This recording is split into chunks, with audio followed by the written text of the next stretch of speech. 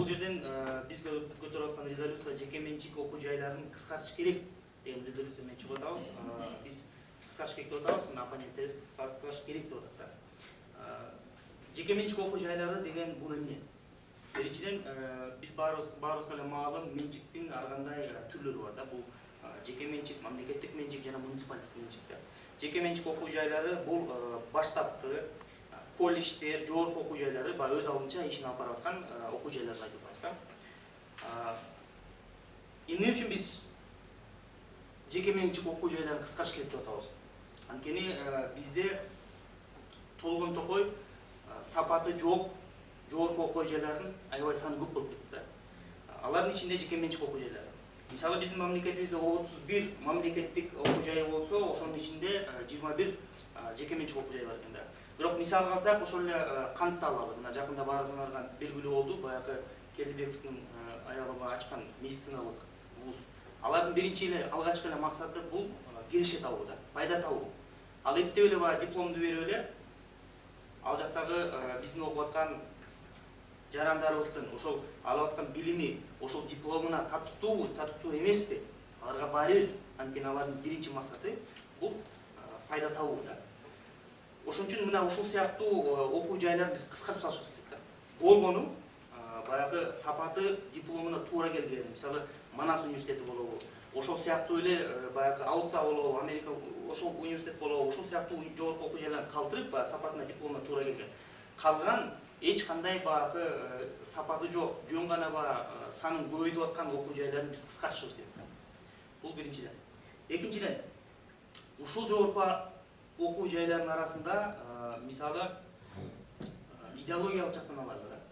Идеологиялык жактан алганда дагы ушул мисалы окуу жайында эч кандай бирдиктүү баягы саясат жок да. Бирдиктүү маалыматтык да саясат жок. Ошол жактагы окуп аткан адамдар эмне кылып атат?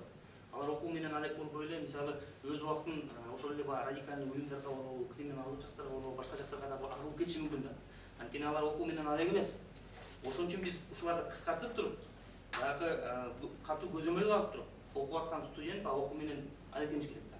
Мына ошондо биз үчүн бул жагындагы биз бир жөндөмгө салабыз да.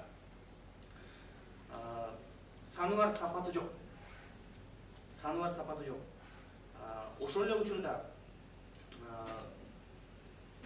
баягы контракт маселеси. Мисалы бизде чет элден дагы көптөгөн жарандарыбыз келип окуп атат да. Мисалы ошол эле Индиянын алалы. Ошол эле баягы Канттагы вуздун окуу жайын алсак, ошол жакта Индиядан келген окуп аткан адамдар, студенттер көп да. Алар биздин дипломубузду алып алып, анан кайра биздин эле баягы медицина тармагына практика өткөнгө же иштегенге барып атышат да. Же алар эч кандай билими жок болсо, эч кандай билим деңгээли, сапаты дипломуна туура келбесе, алар кайра операция кылып атат биздин жарандарыбыз үчүн. Булар биздин жарандарыбыздын түздөн-түз коопсуздугуна да терс таасирин тийгизе турган көрүнүш да. Мына ошон үчүн муну биз бир жөнгө салышыбыз керек. Ал жактан чыгып аткан специалисттер, адистер биздин мамлекеттик тармактарга барып иштейт. Бул мамлекеттин да келечеги, коопсуздугу да. Мына аларды ошол дипломуна алган билими туура келеби? Мисалы экинчи ирет текшерген эч кандай уюмдар да жок да. Ошон үчүн башынан эле эптеп эле дипломун берип, эптеп эле лицензиясын алып, эптеп эле балдардан пайда таап, киреше таап, эч кандай билим бербей, эч кандай сапаты жок ошондой жогорку окуу жайларын биз жоюп ташташыбыз керек да. Анткени рахмат, анткени бул биздин жалпы эле мамлекетибиздин келечеги. Баарыңыздарга белгилүү, мына дүйнө жүзүндө дагы бүгүнкү күндө идеологиялыктагы, маалыматтыктагы тирешүү жүрүп жатат да. Бул чоң глобалдуу процесс да. Мына ушул процессте маалыматтык ушул тирешүүнүн жыйынтыгы бул баягы согуштардын да жыйынтыгынан күчтүү болуп кетиши мүмкүн да. Эмне үчүн? Анткени согуш учурунда эгерде душмандар сенин жериңди басып алса, мисалы да, алар сенин малыңды, мүлкүңдү жана башкага тийиши мүмкүн, бирок сенин аң сезимиңди өзгөртө албайт да.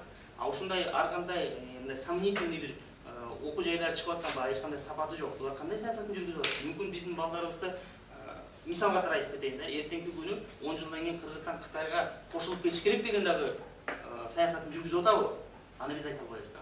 Мына ушул адамдар биздин өспүрүмдөрдүн аң сезимин өзгөртүп туруп, эртең жалпы мамлекеттик саясатка дагы терс таасирин тийгизиши мүмкүн да. Ошон үчүн урматтуу рахмат. Жоюп ташташ керек да. Рахмат. Өзүнүн төгүндө сөзү үчүн оппозиция башчысы чакырылат. Сизге берилген убакыт 5 минутта. Убактыңыз башталды. Саламатсыздарбы, урматтуу сот мүчөлөр, таймкипер, өкмөт мүчөлөр жана менин коллегам. Өкмөт мүчөсү бүгүн айтып жатат бизде 31 жогорку окуу жай ишканасы бар, ошонун 21 жеке деп. Каршылык сот. Жок. 31 мамлекеттик деген, жекеси 21 деген. 31 Ошону айтып 21 жеке, 10 мамлекет. Жок, 31 мамлекеттик, 21 жеке. Рахмат, тактоо иретинде болду. 31 мамлекеттик, 21 жеке деп айтты. Биздин рахмат тактооңорго. Эми карагыла. Ошо 21 жеке жогорку окуу жайларын арасында дагы Ататүрк, Ала Тоо, Манас, Алты университеттери кирет. Ал эми биздин оппозиция өкмөт башчысы айтып атат, ошонун арасындагы жанагы саны сапаты көп, саны көп, бирок сапаты жок да колледждер бар деп. Токмоктогу колледжди алып кетти. Бизде да ошондой эмелер бар. Бирок алар колледждер жогорку окуу жайларга кирбейт. Ошону тактап алсаңар, жогорку окуу жайларга кирбейт колледждер. Алар жанакы орусча айтып коет, undergraduate. Чоң рахмат. Эми башынан айтып кетиш керек. Совет бийлиги эмне үчүн кулаган? Ошо билим берүүдөн кулаган. Бир да жеке вуз жок.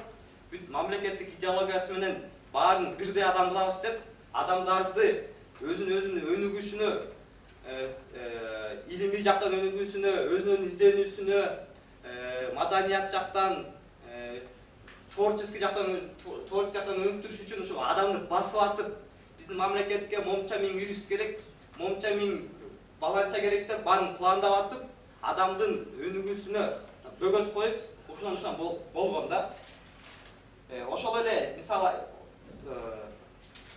биздин айтып атат, бул вуздарда бирдиктүү колледждердечи, колледждер жогорку окуу жай эмес, бирдиктүү саясат жок деп. Бул эми өкмөттүн иши эмес, биздин өзүбүздүн улуттук коомдук кызматы бар. Ал барып текшерсин, факта далилдесе, ошол биздин мыйзамга жабылсын. Бул башка идеологиялык жактан алар бизге балдарга окутуп атса, улуттук коомдук кызматы бар. Алардын иши. Контракт маселеси деп атат. Өткөндө жогорку кеңеште бюджет жана билим берүү комитети болду. Ал жерде бүт ошо вуздардын чоңдору чогулду. Болгону Манас, Ататүрк, Алтын университетинин келген жок. Маселе аттестация болчу. Бул 3 вуздун өкүлү, бул 3 вуз эл аралык Европадан келген комиссияга жогорку кеңешке келген жок. Себеби алар аттестацияны жөнөтүп коюшат. Алардын көйгөйү жок. Калган могу жанакы 31 мамлекеттик университет келип алып, 31 ректор отурат. Узартып бериңизчи деп. Урматтуу өкмөт башчысы, маселе биз ошо бүт жанакы 31 мамлекеттик университетти бүт бар менчиктештирип эсептейбиз. Себеби бүт коррупция, бүт көйгөйлөр ошол 21 жекеде эмес, ошо 31 мамлекеттик университетте. Кыргызстанда 200 миң студент бар. Ошонун 30 миң эле улуттук университетте окуйт, 20 миң Кыргыз-Славян университетинде окуйт, БГУда да 20 миң окуйт. Эми маселени силер сунуш. Бүт ушу билим берүү тармагында көйгөйлөрдү чечиш үчүн өзүңөр мамлекеттик университеттердеги көйгөйлөрдү чечип алды да, кийин анан эмелерге өтөсүздөр. Дагы айтып кетчү нерсе, билим бул товар. Билим 21-кылымда бул бизнес, туура билимди туура сатыш керек. Мына силер опять кайра жанакы пландоону киргизесиңер, ал жерден союз учурунда кытажыктар башталат да. Ошон үчүн ошол эле Гарвард, ошол эле Кембридж, ошол эле MIT, ошол эле Оксфорд, бүт рахмат, бир мүнөтүм бар бүт университеттер, бүт жеке менчик университеттер. Америкада мамлекеттик университет деген уктуңар беле ошо дүйнөгө чыккан. Бунун баары азыр рынок, базар өзү тандайт. Өзү жумуш орундарга спрос түзөт, предложение түзүлөт. Ошондуктан биз эсептейбиз, бүт Кыргызстандагы жогорку окуу жайларды, ошол эле колледждерди, undergraduate деген жогорку билим эмес ортосундагы ошолордун баардыгы бүт жеке менчик болуш керек деп эсептейбиз. Себеби биздин рынок, биздин базар экономикасы өзү иретке салып, өзү тактап алат. Бизге канча миң юрист керек, канча миң токар керек, канча миң врач керек деп ошону спрос түзөт, конкуренция түзөт. Ал эми ошо сапаты жок университеттер өз эле студенттер келбеген үчүн өздөрүнүн финансалык жактан банкрот болуп, өзүн жабылат. Ошондуктан баягы совет бийлигинин катнашчылыгын улам кайталабай 30 секунд. Жанагы глобалдык процесстер боюнча дагы, ошо глобалдык процесстер дагы чет мамлекеттер бизге келип аткан тышкы идеологиялар дагы биринчиден көркөмдүгү бар, экинчиден бул да алар дагы товар. Алар жакшылап сатпаш үчүн студент ошо глобалдык, например, ислам халифаты бул деле товар да. Ошо келип алып, ошо сатып атышат, ислам халифаты момундай болот деп. Ошондуктан ошо азыр өнүгүп кетти. Силер мамлекеттик университеттер ошолорго каршы туруп берип, жок, кыргыз мамлекетин момундай, кыргыздар момундай жашаган болсо 2230 секунд тарыхыбыз бар деп туруп, ошо товарды сата албай атпайсыңар силер. Саткыла ошолорго. Анан кийин башка студенттер ошо халифат деген товарды сатып алыш керек. Чоң рахмат. Өзүнүн линиясын кайрадан тургузуу үчүн өкмөт мүчөсү чакырылат. Сизге берилген убакыт 5 минут. Убактыңыз башталды. Саламатсыздар, урматтуу сот, биздин оппоненттер жана менин аялым коллегам. Биз дагы бир баса белгилеп кетебиз. Бул жактан тактап кеткенбиз. Биздин палата айтып жатат, туура кандайдыр бир деңгээлде талапка жооп берген, кыргыздын улуттук саясатына, кыргыздын идеологиясына каршы келген, жыйынтык берген окуу жайларды калтырабыз депчи. Бирок негизги маселе эмнеде болуп атат? Кыргызстанда 31 урматтуу соттор мамлекеттик университет болуп, 21 мамлекеттик эмес болуп, жалпы алганда 52 түзүп атса, биз айтып жатабыз. Биз кыскартыш керек деп. Кеп түптарына жоюп салуу эмес, баардыгын жокко чыгаруу. Кеп маселе, тема биз айтып аткан биздин палатанын негизги линиясы ошол 21 мамлекеттик эмес окуу жайлардын ичинен сапаты жогун кыскартып алыш керек. Мисал алсак, бир эң маанилүү бизге жакшы бир жарандарыбызды, биздин балдарыбызды туура жакшы билим берип аткан кандайдыр бир талаптарга жооп берген жогорку окуу жайларды калтырайлы деп жатабыз. Ошонун ичинде 15 жоюп салалы, мисал алсак. Бул жактан линияны жакшы тургузуп кетти, ачык сөз кейс баардыгын жакшынакай баштап өзүм менен коллегам жакшы тургузуп берди. Анан бул жерден мен бышыктап кетейин жакшынакай. Айтып жатат бул жактан максат эмнеде деп. Биринчи кезекте жогорку окуу жайлардын мамлекеттик максаты эмнеде? Идеологик жактан жакшы патриоттук сезим менен берүү менен бирге жакшы билим берүү, жыйынтыктуу билим берүү бизге жакшы. Мына ошону айтып кетти. Анан эми максат бул жерден өзүңөр билесиңер, 21 университет ичинен сонун аргумент мисалын келтирип кетти да. Ошол эле Келдибеков. Келдибеков ким? Бир депутат. Мисалы да, ошонун аялы тирактан ачып отуруп, балдарды окутуп атат мисалы. Ага лицензия ким берди? Ушуга силер эч кандай бир реакция берген жоксуңар, контр аргумент берген жоксуңар. Эми бул жерден максат билим берүү болсо, биздики кандайдыр бир деңгээлде бизнес сферага айланып кетти. Мынакей, бир кесепетти мына жеке менчик окуу жайларды. Өзүңөр дагы эстерди айтып кеттиңер бул жердечи. Эстерди учурунда кандай болгон? Жумушка, мисалы, могу текстильный заводко, ГЭСке, тяппакка канча кадр керек болсо, ошончо эле кадрды набор кылган. Болду. Бүгүнкү күндө бизде канча кадр чыгып атат? Бизде ушул 52 университеттен студенттер агып эле жатат, диплом алып эле жатат, дипломду берип атат да. А бирок аларды ким жумуш менен камсыз кылып берет? Мынакей, кеп ошодо. Анан айтып жатышат. Бул жактан мен биринчи өзүм бышыктап кетейин. Саны бар, сапаты жок деп. Бул жактан коопсуздук маселесин айттык баягы. Анан глобалдуу процесс, урматтуу туугандар, өзүңөр да айтып кеттиңер, ошол жерде СССР Горбачевду жоюп салганда ошол глобалдуу маселелерге да өзүңөр тиешип кеттиңер, бизди колдоп кеттиңер кандайдыр бир деңгээлде.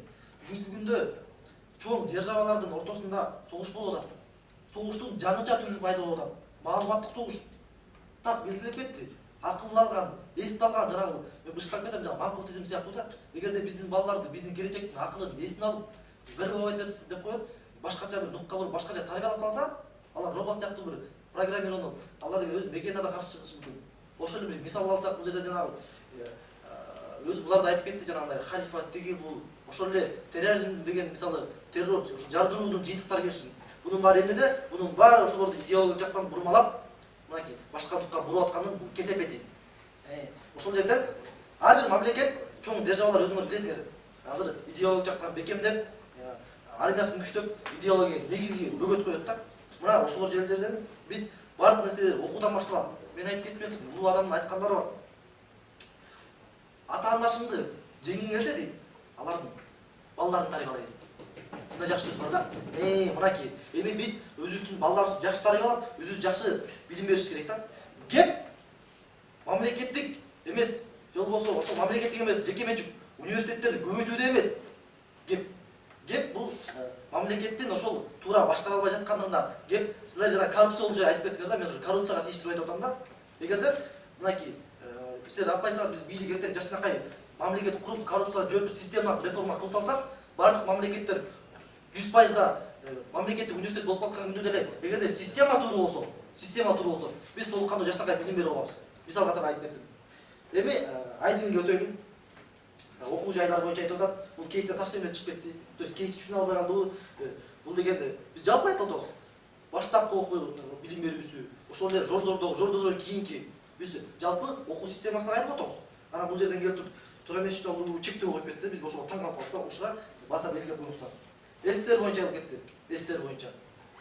СССР ошол билим берүү системасы үчүн ажыраган дейт да. Бул жерде мындай оппозициянын мындай логикалык катасы да болчу. Эмне себептен айтты? СССР бардык үчүн эле маалым. Бул эки чоң державанын ортосунда мындай кагылышуулар, кызыкчылыктар менен бул ал жанда мен кейстен чыгып СССР неме үчүн кыларсын талкуулай элбойм. Булар сыяктуу. Просто бул орунсуз нерсени айтып кетти. 30 секунд болуп калган. Улуттук коопсуздук. Ошол эле 31 мамлекеттин коррупция жөнүндө мен жаштарга айтып кеттим. Анан Гарвард, Кембридж туура. Сен 2-3 университет айттың. Гарвард, Кембридж. Биз айтып атпайбы? Ауытса Манастыр сыяктуулар калсын. Чыныгы талапка жооп берген. Калгандары жолу деп жазабыз. Анан акыркы нерсени айтып кетейин. Булар катуу токтолушту. Улуттук коопсуздук ошол органдар бар. Ошол эле ГКМ бар, ошол тиги булар бар деп айтып жатышат да. Эгерде ГКМ жакшы десе, мүмкүн андай бизнес сферага айланбай эле болот. ГКМ өз ишин жакшы алып барууга мисалы мыйзамдар бар да. Мамлекет уруксат берип койсо, мисалы ГКМга киреше албайт да. Чоң рахмат. Өзүнүн сөзү, аналитикалык сөзү жок. Өзүнүн төгүндө сөзү үчүн оппозиция мүчөсү чакырылат. Сизге берилген убакыт 5 минутта, убактыңыз башталды. Чоң рахмат. Саламатсыздарбы, урматтуу соттор коллегиясы, менин оппоненттерим жана лоялдуу коллегам. Мен төгүндөп айтып кете турган болсом, эми өкмөт тарап эмнени сунуштап атат? Өкмөт тарап бул жеке менчик окуу жайлардын санын кыскартуу менен булар адамдардын ошол биздин кыргыз элинин, кыргыз жаштарынын билим деңгээлин төмөндөй программасын азыр бизге баягы көрүнбөсө дагы булар ошого алып келатышат да. Мен айтып кетейин, урматтуу соттор, эске алып коюңуздар. Эгерде жеке менчик окуу жайлар болобу? Кандай эле бир окуу жайлар эгерде жойула турган болсо, биздин жаштарыбыз кайка барып окуйт? Мигрант болуп тиги Москвага барабы? Мигрант болуп иштеп кетеби? Жок. Биз ошолорду өз мекенибизде алып калып окутушубуз керек. Жойбош керек муну. Силердин мамлекеттик вуздарыңар эмне бардыгына орун жетеби? Жетпейт. Ошондой бир эске алып коюңуздар. Анан кийин диплом жөн эле алып, рахмат, диплом алып эле анан бизнес болуп атат дейт. Жок, андай эмес. Бизнес туура 25-кылым бизнес экономиканын эмеси. Бирок бизнес деп айткан туура эмес, себеп дегенде ал жактан дагы ошол деңгээлине жараша. Мисалы үчүн бул мындай болот да, эгерде муну диплом мамлекеттик деле иштеген, мисалы үчүн жакында эле болуп өткөн эме боюнча айтып кетели. Депутат Нурлан Төрөбеков дипломду мамлекеттик улуттук университеттен дипломду сатып алганбы же кандай түрдө алынган, андай адам улуттук университетте ошол жыл бүткөн эмес, окуган эмес, окуган деген жок. Бирок кандайдыр бир кесепеттин айынан бул жеке менчик окуу жайларда алынса да же жана башкаларда болгон жок, бул мамлекеттик университетте болду. Ошондуктан биз сунуштайбыз, урматтуу соттор, биз сунуштайбыз, мамлекеттик окуу жайлардын бардыгы жеке менчикке өтсүн. Эгерде ошонун бардыгы жеке менчикке өтө турган болсо, конкуренция көбөйөт. Ал эми конкуренция көбөйгөндө сапаты жакшырат дагы жанагындай сапаты жок силер айткандай университеттердин бардыгы өзүнөн өзү жоюлат. Биз аларды күчтөп, кыйнап жойдура албайбыз. Анан индиялыктар келип окуп атышат деп атасыңар. Эми аларда жок болсо бизге эле окут да. Турабы? Ал эми бизде медакадемияда жана биздин кыргыз орус славян университетинде место жетпесе, анан кийин алар каяка барып окушат? Индияда канчалаган миллиарддаган адамдар бар. Ал жакта ордун бары жок дегенде бирдемени үйрөнүп алып барып өздөрүнүн орун мекенине иштеп жаралансын да. Сен каяктан көрдүңөр эле биздеги индус врачтарды? Биз андайды көргөн эмеспиз. Мен мисалы үчүн ата энемди же мен бир көргөн эмесмин тиги больницага алып барганда индустар дарылаганын. Андай болгон эмес. Анан ар кандай саясаттар жүрүп жатат, идеологиялык бузулуштар дейт. Факт гана, факт барбы? Идеологиялык бузулуштар болгон. Эмне террористтер чыгып алып биздин площадьте же бир нерсени жардырып атабы бир жактын студенттер. Андай да факт жок. Бул айткан аргументтериңер суу кечпей калды. Анан кийин биздин өкмөт башчысы чыгып айтты. Колледж бул жошторго кирбейт. Колледж деген бул орто билимди, жогорку эмес. Муну дагы силер кийинкисинде айткан жоксуңар. Анан кийин совет бийлиги кулап калган бул биздин өкмөт башчы айтканы мен дагы ошого кошумчалап кетейин. Совет бийлиги эмне үчүн кулады жана США эки чоң державанын бул тирешип атпайсыңарбы? Америка Кошмо Штаты утуп кетти. Совет бийлигин кулатуу менен туурабы? Анчалык чоң державаны противник кылгысы келген жок. Эмне үчүн? Анткени ал жакта эркиндик бар. Бизде дагы эркиндик болуш керек. Жеке менчик ачам десе ача берсин. Бирок өзү ошол айтып атабыз. Убакыттын өтүшү менен бул иргелеп отуруп электен өтүп атып, жакшылары калат, ал эми жамандары өзүнөн өзү жок болот. Так, анан кийин оппозиция мүчөсү айтты 21дей менчик вуз бар, анын 15дейин жоюп салыш керек деп. Жок, биз айтып атабыз, жанагындай эле конкуренциянын кесепетинен эле буларды өздөрү жойлат. Анан кийин жыйынтыктуу билим берүү, анан Келдибековду жөнүндө дагы маселе келтирип кеттиңер. Жанагы эле айттым, Индияда жок болсо, башкаларда орун мамлекеттик университеттер жок болсо, аякта коррупция. Мына мамлекеттик университеттерде, мисалы үчүн медакадемияга тапшырыш үчүн $3000–4000 сапка бериш керек. Анын баарын билесиңер. Алар $3000–4000 бере алышпайт. Ошон үчүн келип тиги жеке менчикке окуп атышат. Ал жакта бизде коррупция сурабайт. Болбойт сурап. Анан кийин мамлекеттик жанагы идеологияларды аларды дагы андар да суу кечпей калды. 30 секундда кошуп коюңуз. Анан кийин биз айттык, биздин конкреттүү сунушубуз ошол жеке менчик мамлекеттиктердин баарын жеке менчикке өтүш керек. Алардын бардыгы иргелеп отуруп жакшылары калат. Анан жанагы эме боюнча 31 мамлекеттик университет бар. Алар бир жылда 15 миллиард сомду коротчат мамлекеттик бюджетке зыян келтирип. Ал эми жеке менчиктер коротпойт. Ушундагы эске алып койгула. Анан баллон системасына кол коюп, ошо баллон системасы Кыргызстандагы билим берүү системасы единый болуш керек. Аутсада бөлөк, тиги национальный да бөлөк болуш керек. Бардыгы бирдей болуш керек. Анан кийин мен силерге айтып кетейин. Улуттук университетте же башка университеттердин көрүнөр эле ушундай блокнотторду өзлөрүнүн чыгаргандары жок. Анткени эмне үчүн чыгарбайт? Аларда коррупция деген өнүп кеткен. Аутсада коррупция жок. Ошон үчүн мындай блокнот ручкаларын чыгарып бардык студенттерге беришет. Рахмат. Анда мен сөзүн анализдик сөзү үчүн оппозиция башчысы чакырылат. Сизге берген убакыт 4 минутта, убактыңыз башталды. Урматтуу соттор, сот мүчөлөрү, өкмөт башчы жана мүчөсү, менин коллегам, акыркы менин коллегам жакшы тактап кетти.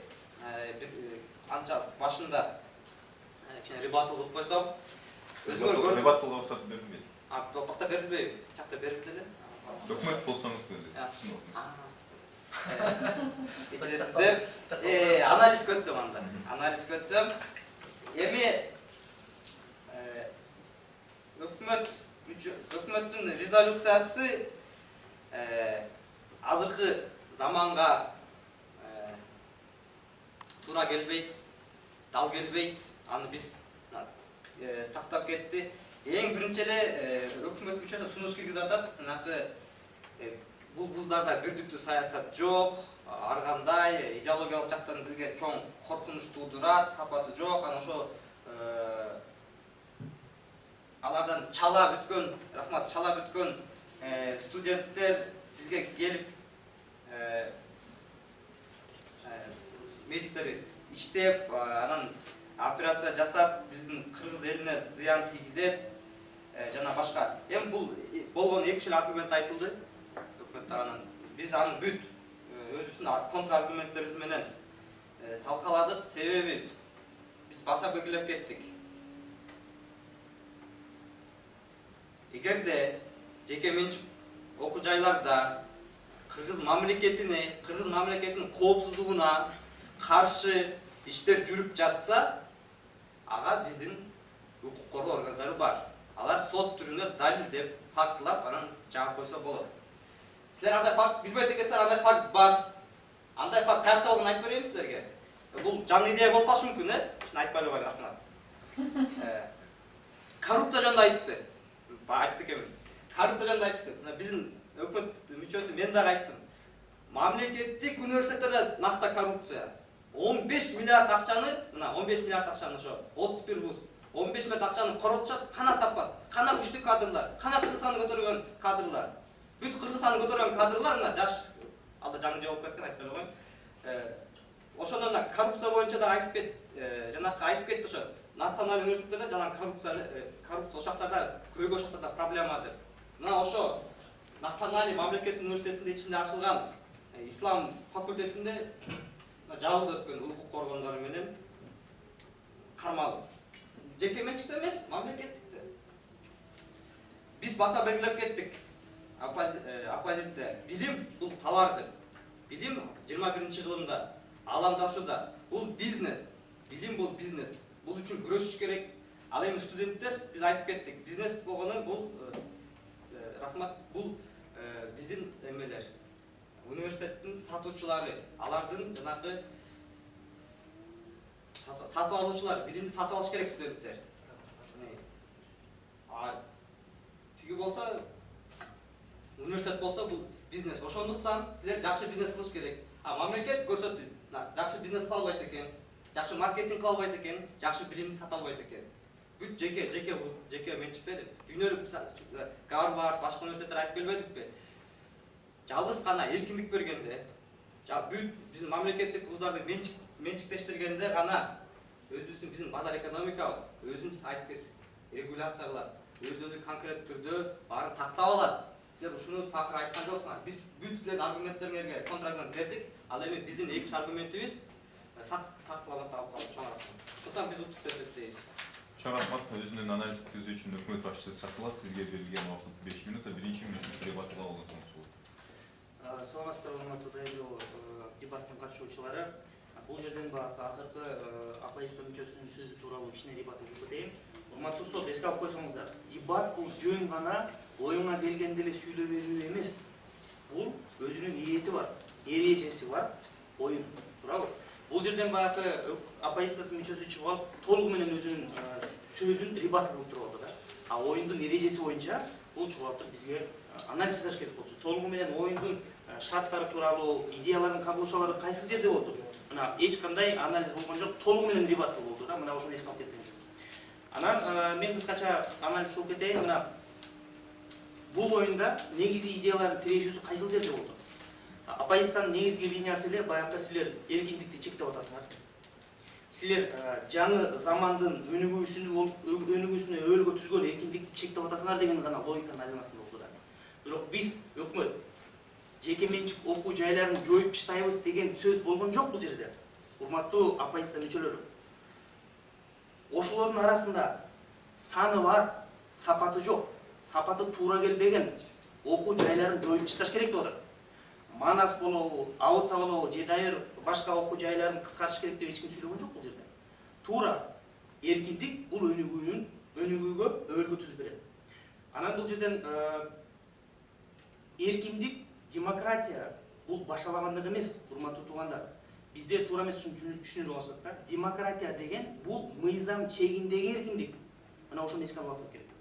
Мыйзам чегиндеги эркиндик. Бул жерден идеянын тирешүүсү кайсыл жерде болду? Мисалы дейт, ошол Индиядан келген окуп аткан студенттер кийин Индияга барып иштеп атат.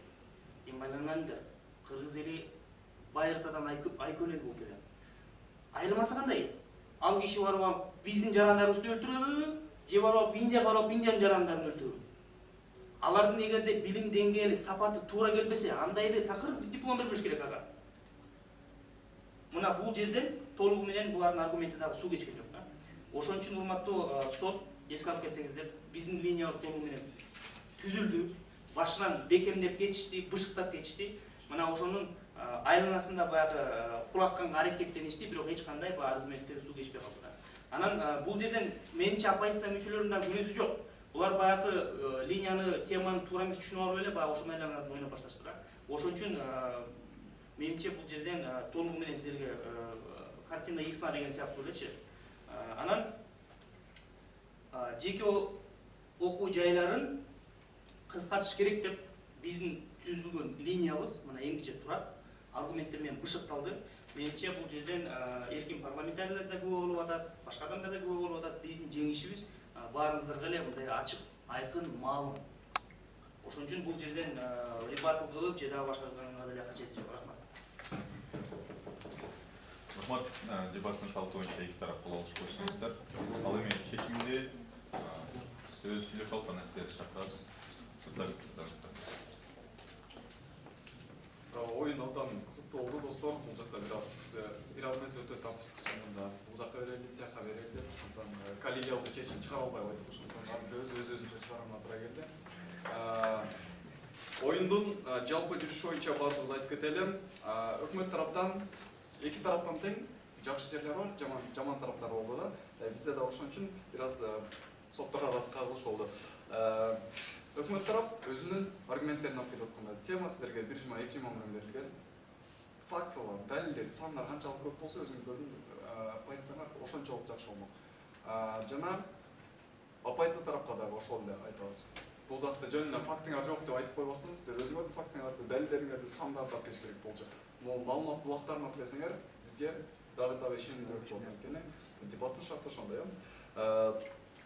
Айта кетебиз, конструктивдүү бөлүктөрдө кагылышуу чекиттери болуп жатты, кээ бир жактардан кагылышуу болбой калып жатты. Анын баардыгын анализде эки тараптан тең биз көрүп кеттик. Жана өкмөт тарапка айта кетчү нерсе, анализди чыгарууда бир аз дебаттылга кошулбай эле кийинкилерде, кийинки оюндарга көбүрөөк басым жасайбыз. Оппозиция тарап өзүнүн анализинде жакшы кылды. Кетип барып жаңы ой кошуп кетейин деп кайра артка кайтып атты. Эки тараптан жакшы болду. Анан тартыштык бири-бирибиз менен анан келиштик. Ошондо эки тараптан 2-1 эсебинде Республика Ата Журт партиясы бүгүнкү күндө жеңүүчү болуп чыкты.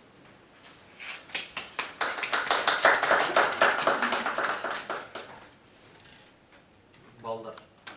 Спикерский балдар боюнча айтып кетели. Жалпы спикерский балдарда өз-өзүнчө бердик. Бирдей бере алган жокпуз. Ошондон 3-өбүз бердик, анан 3кө бөлүп койдук. Жалпы болуп. Ошондо Канат Мединуулу жалпы 21 балл болду, 30 балдан. Айдин 24 балл болду спикердик жактан жалпы. Эрбол 22 балл. Жана ошондой эле Бакыт Бейшенбеков жалпы 20 баллга ээ болду. Ошондо анан жалпы команданын баллын айтып кетсек, упайларды өкмөт тараптыкы 43, ал эми оппозицияныкы 44 балл. Бул спикерлик балл. Баардыгы коштурганда. Бул спикерлик баллар көп болсо биринчи орунду алат деген эме эмес. Спикерлик баллар. Спикерлик балл бул жагында. Жеңүүчү башка тарап. Жалпы балдар ошондо 43-44 бе? Кандай? Жалпы барбы? Жалпы. 43-44. Жеңүүчү кандай чакыртылат? Добуш бердик да, үчөөбүздүн коллега катары добуш бердик. Экөө бир жака добуш берди, бирөө башка добуш берди. Ошол себептен. Бирөө добуш берди. Жалпысынан балл боюнча сиздики пайда көрөт. Ошончо шанс бар. Жакшы ойдон. Эми бир эмеде жанакы берки оюндачы. Булар баягы 135 Бул жакта анчалык эмес, бизде АПФ форматында, тиякта эмне үчүн АПФта дагы 200га чейин, 100га чейин коет эле, анткени биринчи оюндачы. Анда 3 сот сумма өтөсүн балл. сумма болду. Сумма алган ошол катты чыгып калат да. Анткени